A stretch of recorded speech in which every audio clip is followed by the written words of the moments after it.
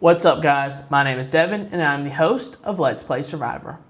We are fresh off the premiere of Survivor 50. So in this video, I wanted to recap my ups and downs coming off of the first episode.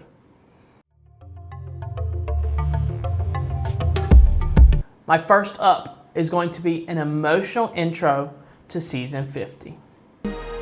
Survivor is like home for me, and there's no place like home. I grew up on Survivor.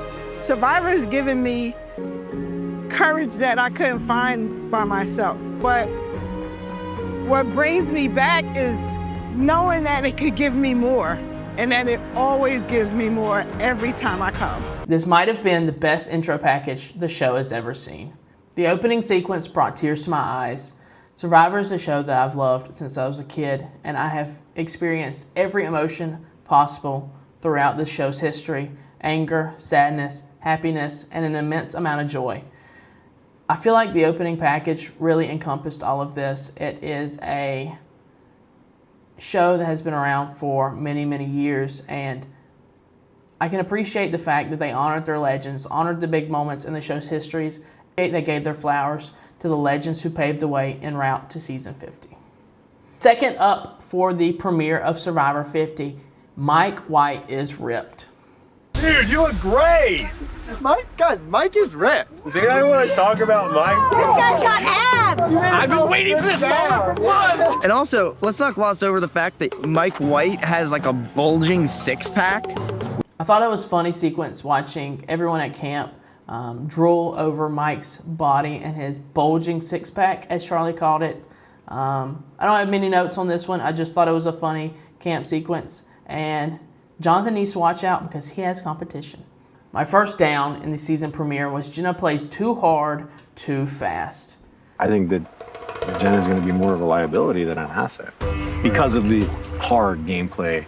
That's just, for me, is danger. I agree with this conversation too. My concern is that if Jenna's still around, we're all going to be playing around her game for the next however many days. Sure. And whose name is she going to throw out next? Yeah. She's going to drive the foe. Oh, well, loose cannon. And so, Jenna, I see someone who, out of the gate, playing too hard, too fast. She has this ferocity to the point where I'm actually a little scared. Jenna is a player who has always been cutthroat ever since her second appearance on Survivor All-Stars. This is who Jenna has always been. She came hot out the gates on the Spoga tribe, targeting Tina, who at the time was perceived as the biggest threat on her tribe. Now, all these years later, she did the same thing with Cirie. However, the game has changed. I was a little caught off guard with her going straight for Cirie right off the rip. I would have thought some of the OGs would have aligned themselves and stuck together, and while I do understand the reasoning behind wanting to target Cirie and Ozzy, it's just not smart gameplay coming out the gates. Cirie is never the first person to go home. We have history on our side to show us that. And it's unfortunate because I was really excited to see how Jenna can adapt 25 years later. She is the true OG of the show, and to have her go home first was kind of a gut punch. You know, I wasn't rooting for her necessarily, but I was excited to see what she could do all these years later, and for her to flame out so quick and to go out in a 7-1 vote, it kind of sucks. I wish we could have been able to see more of Jenna, but somebody has to go home first, and unfortunately it was her. Next up, we have Ozzy versus Coach 27 seasons later. For the record, Ozzy said to Q, if you get it, I promise I won't snake it from you. And I kept my mouth shut. I didn't say boo diddly. To hear Ozzy throw me under the bus like that, against my honor, it really bothered me. Took me all the way back to Final Tribal Council in South Pacific when Ozzy politicked to the jury that I wouldn't get the $1 million. I felt like, here we go again. You can friggin' eat my shorts. You want beef, pal? You want beef? I'll give you some friggin' beef. I was not expecting this to be a narrative point going into Survivor 50. Obviously, I acknowledged Coach and Ozzy's history, but with them being on other tribes, I didn't think there would be any overlap into this rehash of their story. Survivor South Pacific is a bottom-tier season, in my opinion, and so for it to have blossomed so much drama and to create such a dynamic all these years later absolutely caught me by surprise. And while although I was not expecting this to be a narrative point into the first episode of the season, it was a lot of fun actually. Ozzy and Coach are meant to be rivals. It's an interesting concept to think about because these two had no bad blood prior to South Pacific. This was genuinely a production manufactured rivalry, and all these years later, it still exists. This is why I love to see returning player seasons, because you get the fallout of past relationships. Not just being able to see your favorites play a second time, a third time, a fourth time, but to be able to see the story of a relationship evolve is one of my favorite narrative points in any Survivor season. You have Jerry and Colby in All Stars. You have James and Amanda in Micronesia. You have Rob and Russell in Survivor Redemption Island. This is my favorite part of any returning player season. I love to see the dynamics of past relationships and how they change the game. Our next up, Q sells his vote. Players, you need real power in the game. Real power in the game is an extra vote. I mean, bro, I think I need the extra vote. I'm just gonna show up empty-handed though. That's all right. So I'm gonna lose my vote. It's only one tribal. Okay. Somehow, I convinced Q to give me the extra vote. This to me is showing me I'm on the right path. I'm playing the right kind of game. I really enjoy the concept of being able to barter your vote in favor of earning a reward or some kind of advantage for you personally. I've never been a fan of players outright losing their vote with no reward, and so the negotiation between Ozzy and Q was a fun, small dynamic that I really enjoyed.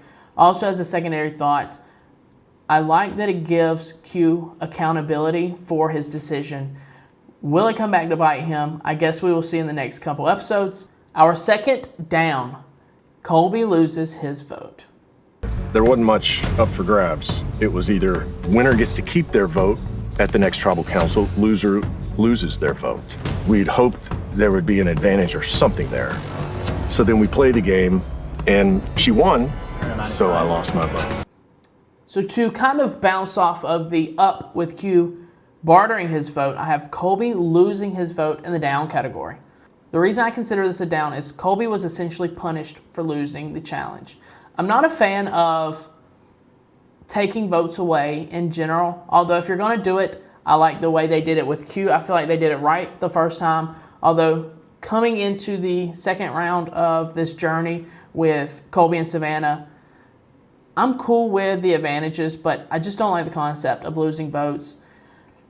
It can be catastrophic to a player's game at no fault to their own. Sure, he could have done better with the reverse Tetris, but it's just not a good sticking point, in my opinion, to be punished personally for losing challenges.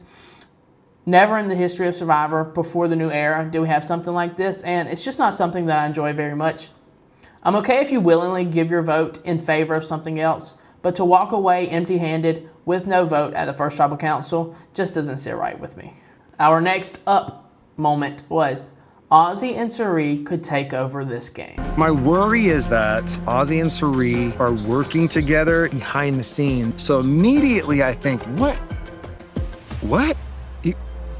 Something's cooking here. I'm really nervous about Ozzy and Cirie because they are good. That's the terrifying part. They're two of the most impactful players to ever play this game.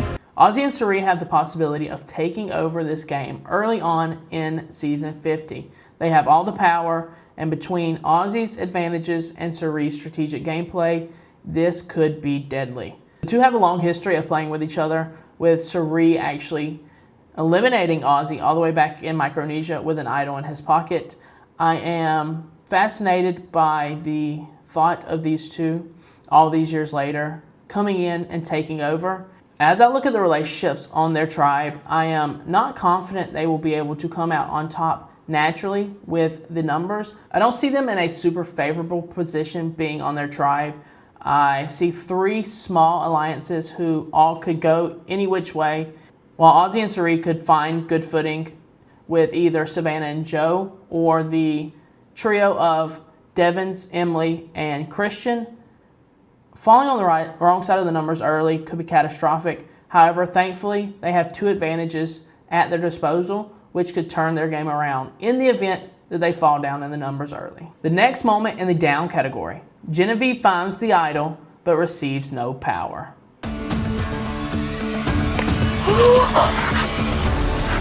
No, Stephanie, get over here, Stephanie.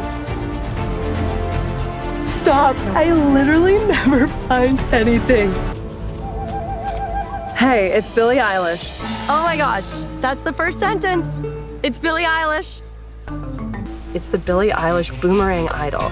It comes with a twist. You must send it to someone on another tribe. It's still too early to tell the ramifications of the boomerang idol. However, I'm not super keen on Genevieve finding something that otherwise should be an advantage in her favor and receiving no power from this said advantage.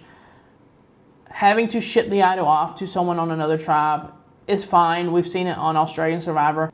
Unfortunately, the only power Genevieve receives with this idol in the current moment is the knowledge of who has it and how it fully works. And so while I'm not completely against the idea of the boomerang idol, I hate that she receives no power, because in the event she is vulnerable next tribal council, she found an idol that she has no usage for. Our last moment in the ups category is a small one. Idol designs are back. What is this? Congratulations. Someone wanted you to have this idol. It comes with 2 rules. You cannot give it to anyone else. You can only play it for yourself. The last time this can be used is when there are 5 players left in the game. I have an extra vote. And then somebody gifted me an idol. We saw for the entirety of the new era, hidden immunity idols that were designed with beads and strings, looking like something your 3rd grader made in art class. While this is a very minor point for a lot of people, this is something that I'm very excited to see come back onto the show. It just adds a layer of uniqueness, creativity, and separates an individual season apart from the others. Last but not least, in the down category, Kyle ruptures his Achilles. Dr. Joe, he did a specific test to Achilles tendons, and he's pretty much concluded that it's probably ruptured. And living out here and not putting enough care into it right now could be irreparable moving forward. So I'm getting pulled. Oh my God. I'm not very quick to make personal connections out here, so it hits extra hard because it's so much more than losing an ally for me. Please run y'all way. Please. Kyle, we're gonna miss you, dude. This was absolutely devastating. Kyle was probably in the best position of anyone in the entire game. Obviously, we have the luxury of the edit on our side, but it seemed like everyone on his tribe wanted to align with him, and he was in a very good spot moving forward. It's very unfortunate because a lot of people don't get a 3rd opportunity. So I wish we could have been able to see Kyle to his full potential. I would have loved to see him get voted out or go all the way to the end. I would like to see a genuine life cycle of a Survivor player, and for somebody to go home due to injury, especially so early on such a dynamic season, was heartbreaking and a terrible way to end the episode. So there you have it. 6 ups and 4 downs from the premiere episode of Survivor 50. Let me know your thoughts in the comment section below. And if you haven't already, like the video, subscribe. It'll go a long way in growing the channel. I appreciate everyone who stuck around to watch to the end. And until next time, the tribe has spoken.